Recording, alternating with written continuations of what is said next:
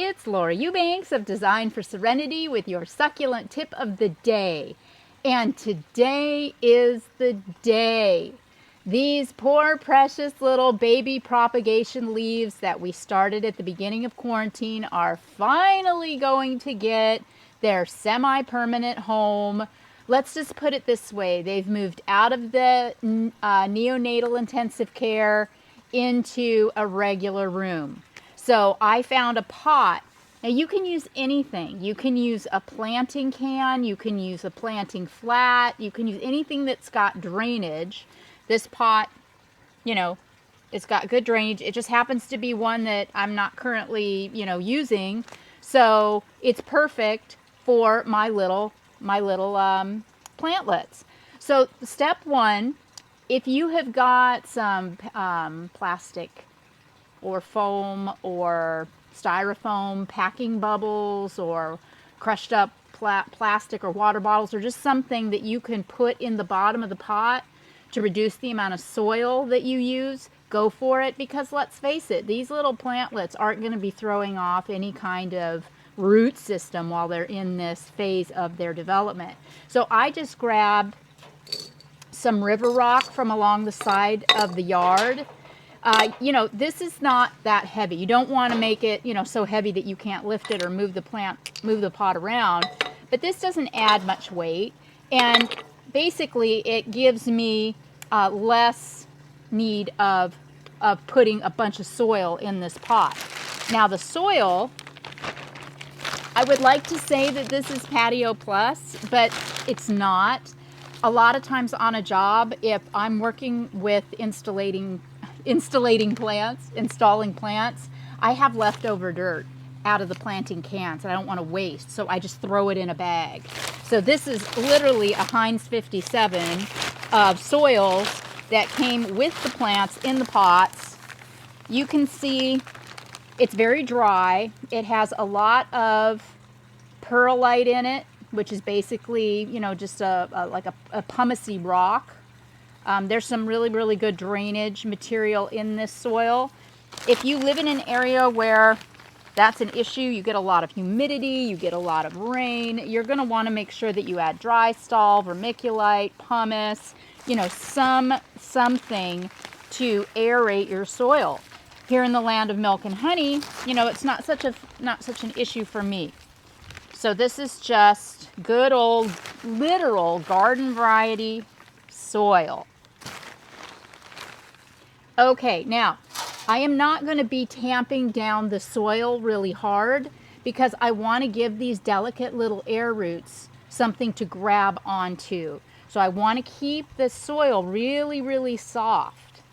Another thing that I am going to do before I stage these little leaves in this pot is I'm going to moisten the soil. Rather than water after the fact, I'm going to water before. We just want to keep the top layer of soil moist. There's no need to pour 3 gallons of water on this pot.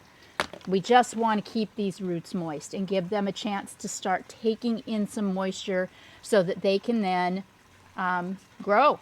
So here we go. These are the ones that we started in quarantine back in March. This is now August, that had the best, what I felt were the best chance of survival. So I did a little selection process here. And there are different leaves in different states of decomp. So rather than removing the plants from the mother leaf, set the plantlet in the pot with the mother leaf still attached. Am I burying all the roots? I am not. I am just giving them access to the soil. Do we want to take and sink the leaf into the ground like that? No, we do not. We want to just lay it flush on top.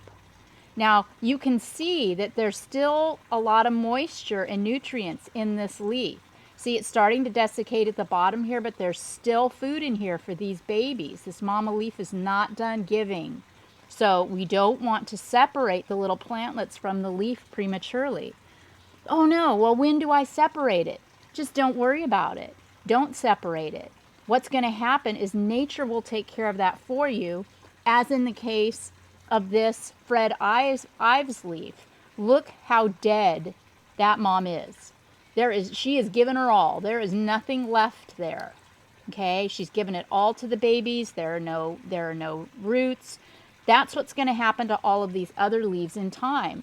But I would just let her decide when she's done. Don't you decide.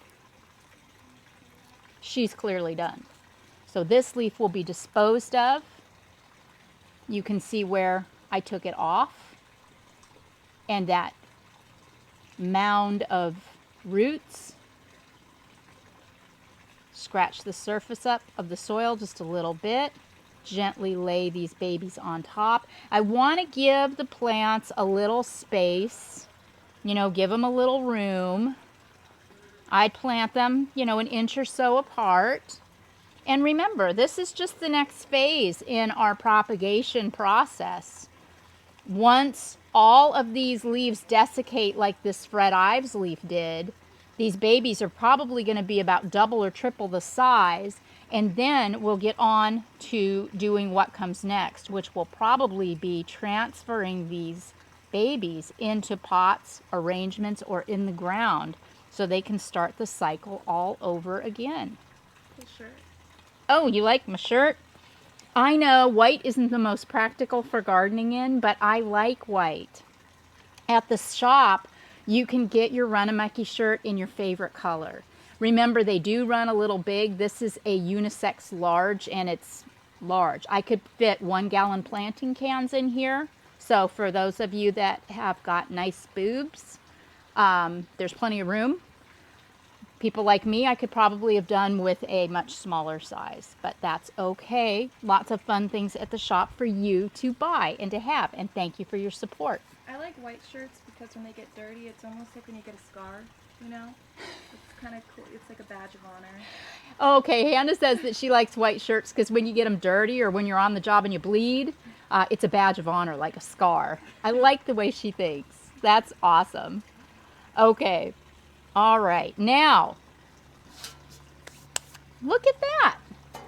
Oh my gosh. You know what else? While I'm here, you all remember the dreaded spoon.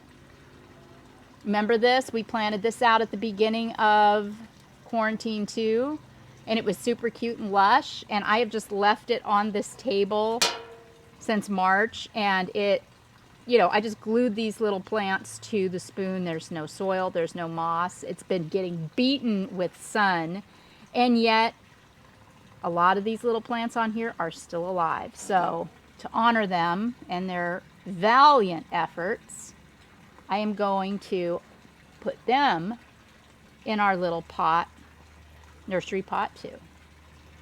They've all thrown off little tiny roots. They're all looking for life. They're viable. There's absolutely no reason why these little plants shouldn't take off and have a long, happy life.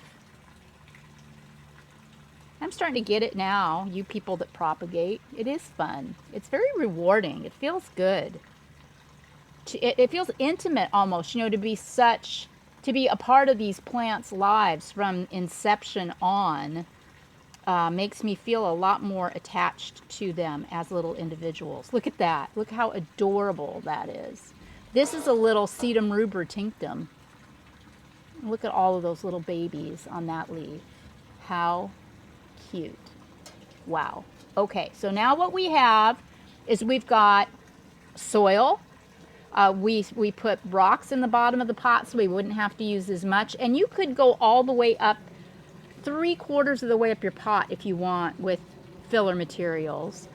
We put some good, well-draining soil. We did not pack it down hard. We just left it loose. And then we took our little propagates and we just laid them on. Oh, well, then we watered the soil because it was very, very dry. Then we laid our little propagates on the moist soil. And now we are going to make sure that this stays in a filtered sun location for the foreseeable future. No hot burning sun, maybe under a pergola where it's going to get filtered light, or in a side of the garden that gets morning sun and afternoon shade. But you definitely want this to get lots of bright light, but not full, hot, direct sun. Okay, we will check in on Walkabout Wednesdays and see how our little baby nursery is going. And together, we will walk these through until these plants are the size of their parents. This has been Laura Eubanks of Design for Serenity, thanking you for subscribing to my channel and for supporting our shop by buying merch with your succulent tip of the day and plant propagation 102.